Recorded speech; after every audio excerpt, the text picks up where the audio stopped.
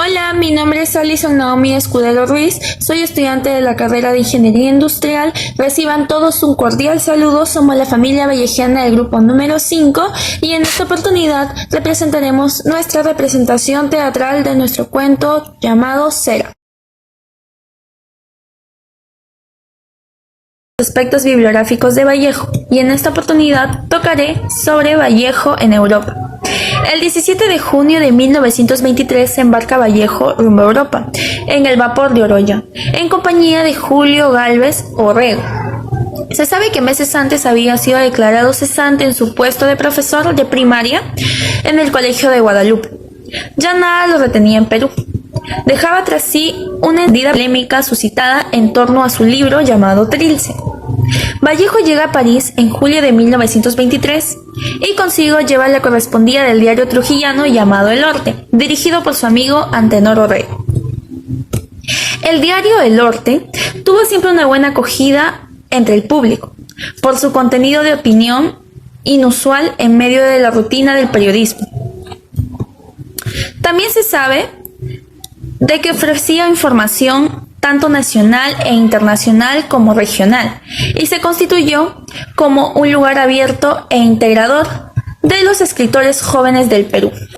Además de su colaboración en el diario El Orte de Trujillo en 1923 hasta 1930, que comenzó a partir de 1925, en el año que consigue un puesto en la oficina de Les Grands.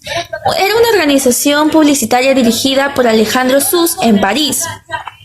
Algunas de sus crónicas aparecían puntualmente en otras publicaciones periodísticas como Amauta e incluso en revistas latinoamericanas como Nosotros de Buenos Aires o Letras de Santiago de Chile. Según Ortiz Canseco, en el 2010, en la página de su libro de 157 a la 158, dice que estas colaboraciones constituyeron en la fuente principal de sus ingresos, y en cualquier vistazo mínimo que echamos a su epistolario veremos la insistencia con la que continuamente reclamaba la contribución económica para sus envíos. La perspectiva de Loyola respecto a la trayectoria poética de Vallejo, destacando su evolución desde el modernismo hasta las vanguardias y su posterior inclinación hacia una poesía más humana y comprometida. Se resalta también la inquietud renovadora y la independencia de Vallejo frente a las influencias de su tiempo. Desde el punto de vista ideológico, se señala que Vallejo conservó una postura personal dentro del marxismo. Además, se destaca su rechazo al dogmatismo y a la reducción de la literatura a propósitos proselytelistas, viendo en el marxismo una vía hacia la justicia y la liberación, pero sin considerarlo una solución a las grandes cuestiones metafísicas.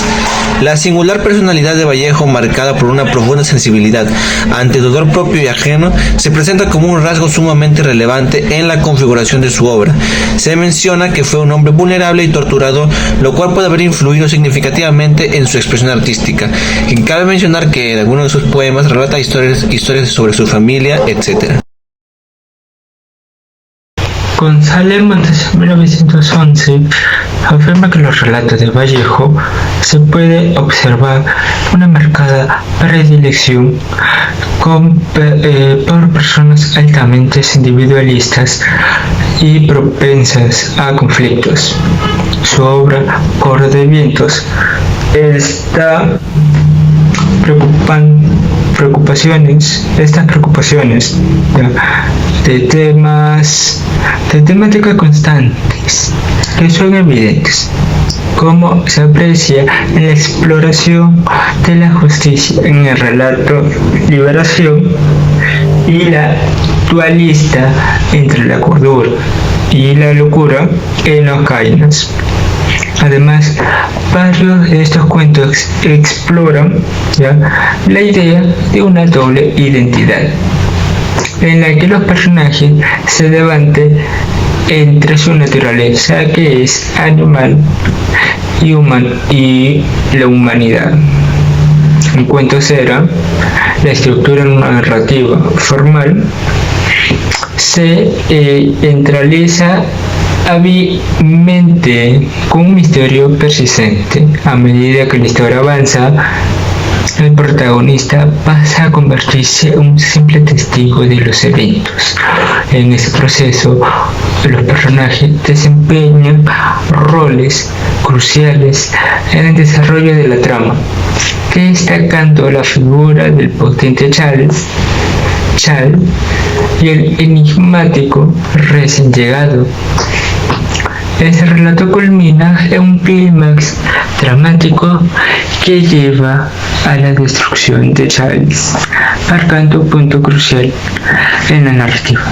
En los personajes que es que en cuanto al narrador, Vallejo nos presenta un hombre que atraviesa una transformación pasando de ser protagonista a ser un mero observador de lo que sucede en la historia. Los personajes juegan un papel importante en el desarrollo de la trama. El propio narrador, anónimo, el poderoso y admirado Chale, conocido por su habilidad para hacer dados y su destreza como jugador. Y finalmente, un personaje desconocido que a él se refiere como el recién llegado, que derrota al poderoso Charles. La importancia del cuento. Se reconoce la existencia de algunos trabajos de críticos nacionales y extranjeros que han profundizado en el examen y valoración de la cuentística y novelística vallejiana. La importancia es que el cuento crea un ambiente lleno de tensión, mucho misterio y la narración. Nos da a entender temas como el poder, control y también una especie de creencia irracional. Estilos presentes del cuento. El cuento tenía una poesía vanguardista, un estilo que se caracterizó por la experimentación y su emotiva preocupación por los diversos temas sociales vistos por el poeta. En la valoración nosotros afirmamos que el cuento es muy bueno, aunque la historia tiene partes que son muy intrigantes. A veces se complica debido a las acciones de Chale y cómo inventa los dados de mármol. Esos elementos se presentan de manera que son muy misteriosas y la narrativa no explica claramente qué son o cómo funcionan, lo que puede causar confusión en nosotros como lectores. Además, este cuento no solo es una representación de nuestro país, sino que también puede usarse como una herramienta valiosa para crear conciencia e inspirar a aquellos que luchan con la ludopatía o que están en el riesgo de desarrollarla. En este contexto, el personaje Chino Chale podría ser visto como un reflejo de una persona con problemas de ludopatía, siempre buscando formas de ganar. Sus juegos y los dados de mármol, manipulados, simbolizan también de manera impactante los casinos o casas de apuestas, donde las primeras victorias pueden dar falsas esperanzas, pero como nosotros todos sabemos, estas instituciones están diseñadas para eventualmente hacer que pierdas todo tu dinero, como se muestra al final del cuento. Así la historia no solo tiene el propósito de entretener, sino también de crear conciencia sobre los peligros asociados con la adicción al juego, subrayando la importancia de la prevención y el apoyo a aquellos que enfrentan este desafío. Un día, como cualquier otro, se encontraba el Chino Chale jugando al azar con sus dados de mármol, saliendo ganador de esta primera partida. No es posible que me haya ganado. ¿Acaso estás haciendo trampa? No, no soy ningún tramposo. No me estés difamando. ¿Hay alguien aquí que quiera jugar una partida conmigo? Yo quiero jugar. Prepárate para perder, Chino Chale.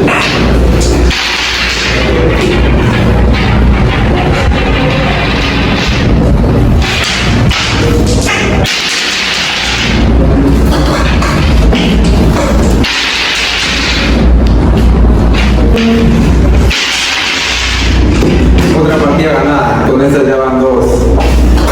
La suerte está de mi lado. Veo que tienes mucha suerte. ¿Crees que seas capaz de ganarme? ¿Quién eres tú? Eso no importa. Considérame un extraño y desconocido. ¿Qué dices? ¿Aceptas jugar una partida conmigo? En este punto, Chale duda por un momento, pero terminará aceptando sin saber lo que pasará. ¿Cuánto importa toda su banca? Aquí está todo. más o menos 50.000 soles. Todo lo que he ganado esta noche. Te he puesto la misma cantidad. El que gana se lleva todo. ¿Qué dices? ¿Empezamos? Me parece muy bien.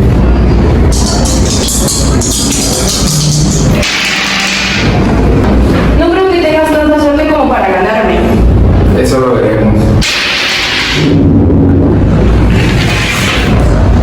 No puede ser. ¿Cómo lo hiciste? Pensé que no ganaría, pero gracias a estos 2 dados pude ganar.